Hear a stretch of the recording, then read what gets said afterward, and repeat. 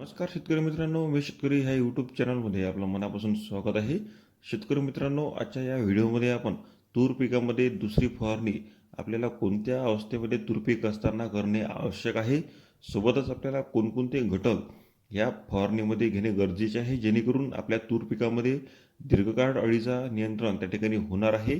सोबतच जे काही होणारी फुलगळ आहे, फुलगळसुद्धा त्या ठिकाणी थांबणार आहे. आणि शेतकरी मित्रांनो, 100% फुलाचे रूपांतर शेंगामध्ये होण्यासाठी आपल्याला कोणती उपाययोजना करणे या ठिकाणी आवश्यक आहे, ही माहिती बघण्याचा प्रयत्न करणार आहोत. त्यासाठी व्हिडिओ शेवटपर्यंत पहा आणि अशा शेतीविषयक नवनवीन माहितीसाठी आपल्या मी शेतकरी या यूट्यूब चॅनलला सबस्क्राईब नक्की करा. शेतकरी मित्रांनो, तूर पिकामध्ये दुसरी फवारणी घेत असताना आपले तूर पीक 50 ते 60% फुलं अवस्थेमध्ये असताना आपण तूर पिकामध्ये दुसरी फवारणी नक्कीच घेऊ शकता. शेतकरी मित्रांनो, याच काळामध्ये आपल्याला मोठ्या प्रमाणामध्ये अळीचा प्रादुर्भाव आपल्याला मोठ्या प्रमाणामध्ये जर आपल्या तूर पिकामध्ये अळीचा प्रादुर्भाव झाला तर निश्चितच जे काही शेंग पोखरणारी अळी आहे त्यामुळे मोठे नुकसान आपले होऊ शकते. तर आता हे नुकसान टाळण्यासाठी आपल्याला दीर्घकाळ रिझल्ट देण्यासाठी चांगल्या दर्जाचे कीटकनाशक वापर करणे आवश्यक आहे. वापर करत असताना आपण सिजंटा कंपनीचे ॲम्प्लिगो या कीटकनाशकाचा नक्कीच त्या ठिकाणी विचार करू शकता. याच्यामध्ये 2 घटक आपल्याला प्रामुख्याने पाहायला मिळते. पहिला घटक आहे क्लोरोथिनिफोल आणि दुसरा घटक आहे लॅम्बडा सायलोथिन. शेतकरी मित्रांनो, हे 2 घटक असलेलं सिजंटा कंपनीचं ॲम्प्लिगो चांगल्या प्रकारे रिझल्ट आपल्याला अळीचे नियंत्रण करण्यासाठी करता येणार आहे. याचा वापर करत असताना 8 ते 10 मिली 15 लिटरच्या पंपासाठी एवढे प्रमाण घेऊन आपल्याला फवारणी करायची आहे. किंवा शेतकरी मित्रांनो, आपण FMC कंपनीचे कोराझन यासुद्धा कीटकनाशकाचा अळीचे नियंत्रण करण्यासाठी वापर करता येणार आहे. याच्यामध्ये सुद्धा आपल्याला क्लोरोथिनिफोल हा घटक पाहायला मिळते. त्यामुळे चांगल्या प्रकारे नियंत्रण अळीचे या कीटकनाशकाद्वारे होणार आहे. याचा वापर करत असताना 5 ते 6 मिली आपला जो काही 15 लिटरचा पंप आहे तर त्या पंपासाठी एवढे प्रमाण घेऊन आपण फवारणी नक्कीच करू शकता. शेतकरी मित्रांनो, वरीलपैकी कोणत्याही 2पैकी एकाच कीटकनाशकाचा आपल्याला या तूर पिकाच्या दुसऱ्या फवारणीमध्ये वापर करायचा आहे. त्यानंतर शेतकरी मित्रांनो, महत्त्वाचा भाग म्हणजेच आपल्या तूर पिकामध्ये आपल्याला मोठ्या प्रमाणामध्ये फुलगळ त्या ठिकाणी झालेली पाहायला मिळू शकते.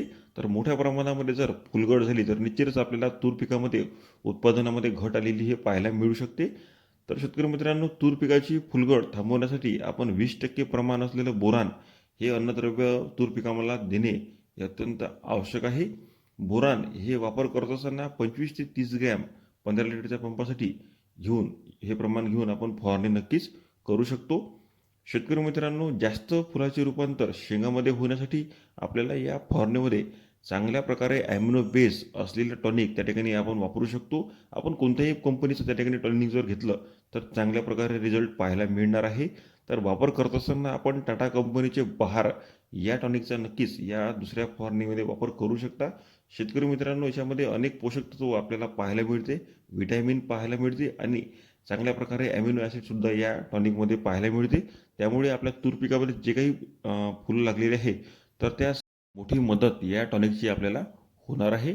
तर शेतकरी मित्रांनो, टाटा कंपनीचे बहार हे वापर करत असताना 35 मिली एवढे प्रमाण घेऊन आपल्याला तूर पिकामध्ये फवारणी करायची आहे. किंवा शेतकरी मित्रांनो, आपण सिजंटा कंपनीचे इसाबियन यासुद्धा टॉनिकचा वापर आपल्या तूर पिकामध्ये जास्तीत जास्त फुलधारणा किंवा फुलाचे रूपांतर शेंगामध्ये होण्यासाठी नक्कीच करू शकता.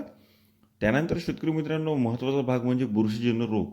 तर आपल्या तूर पिकामध्ये सकाळची दव किंवा धुके यामुळे सुद्धा बुरशीजन्य रोगाचा मोठ्या प्रमाणामध्ये प्रादुर्भाव आपल्याला पाहायला मिळू शकतो. शेतकरी मित्रांनो, बुरशीजन्य रोगामुळे सुद्धा आपल्या तूर पिकाची फुलगळ त्या ठिकाणी होऊ शकते. तर बुरशीजन्य रोग नियंत्रण करण्यासाठी आपल्याला दर्जेदार बुरशीनाशक या तूर पिकाच्या दुसऱ्या फवारणीमध्ये वापरायचे आहे. शेतकरी मित्रांनो, वापर करत असताना आपण क्रिस्टल या कंपनीचे टिल्ट हे बुरशीनाशक नक्कीच तूर पिकामध्ये दुसऱ्या फवारणीमध्ये वापर करू शकता. याच्यामध्ये जर आपण घटक पाहिला तर आपल्याला प्रोपिकोनोझॉल हा घटक प्रामुख्याने क्रिस्टल कंपनीच्या टिल्ट या बुरशीनाशकामध्ये पाहायला मिळते. शेतकरी मित्रांनो, याचा वापर करत असताना आपल्याला 15 लिटरच्या पंपासाठी 15 मिली हे प्रमाण घेऊन फवारणी करायची आहे. किंवा शेतकरी मित्रांनो, आपण UPL कंपनीचे साप हे सुद्धा पावडर घेऊन आपल्या तूर पिकामध्ये बुरशीनाशक घेऊन फवारणी नक्कीच करू शकता. याच्यामध्ये सुद्धा 2 घटक आपल्याला पाहायला मिळते.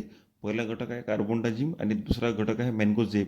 हे 2 घटक असलेलं UPL कंपनीचे साप यासुद्धा बुरशीनाशकाचे चांगल्या प्रकारे रिझल्ट आपल्याला तूर पिकामध्ये पाहायला मिळणार आहे. तर शेतकरी मित्रांनो, एकंदरीत अशा प्रकारे 3 ते 4 घटक जर घेऊन आपल्याला तूर पिकामध्ये दुसरी फवारणी आपण जर केली तर या फवारणीचा जबरदस्त रिझल्ट आपल्याला तूर पिकामध्ये या फवारणीचा पाहायला मिळणार आहे.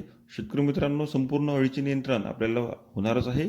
सोबतच फुलगळ देखील थांबलेली पाहायला मिळणार आहे आणि चांगल्या प्रकारे फुलाचे रूपांतर शेंगामध्ये होण्यासाठी सुद्धा या फवारणीची मोठी मदत आपल्याला होणार आहे. शेतकरी मित्रांनो, माहिती कशी वाटली नक्की कमेंट करा आणि हा व्हिडिओ जास्तीत जास्त तूर उत्पादक शेतकऱ्यांना शेअर करा, जेणेकरून त्यांना या माहितीचा फायदा होणार आहे. धन्यवाद.